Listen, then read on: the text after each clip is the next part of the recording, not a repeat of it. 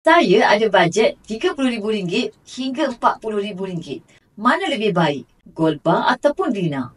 Okey, baik. Saya akan bantu. Sebelum tu, share dan save dulu video ni untuk rujukan akan datang. Berdasarkan harga emas hari ini, 1 gram RM500. Sebenarnya Tuan Puan dah boleh dapat gram emas sebanyak 61 gram hinggalah 82 gram emas. Dengan bajet RM30,000 hinggalah RM40,000 tadi. Bila dah tahu jumlah gram emas yang Tuan Puan akan dapat, sekarang Tuan Puan dah boleh buat keputusan. Sama ada nak pilih gold bar yang berbentuk petak ataupun dinar yang berbentuk bulat seperti ini.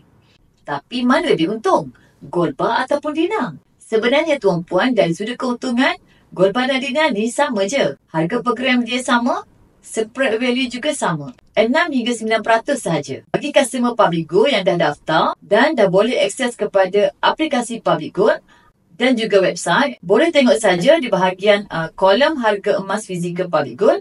Dengan bajet RM30,000 hingga RM40,000 itu tadi, Tuan Puan sebenarnya dah boleh campur antara gold bar dan juga dinar.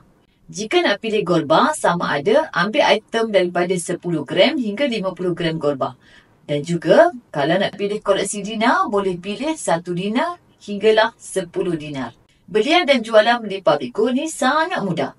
Apabila Tuan Puan dah selesai buat bayaran, ambil saja emas tersebut di cawangan Public Gold yang berhampiran dengan tempat tinggal Tuan Puan untuk item 21.25 gram ke atas. Sekarang dah jelas kan? Bagi Tuan Puan yang nak mulakan simpan emas di Public Gold, boleh rujuk pin video di profil atau klik di bio, saya akan bantu sebaiknya.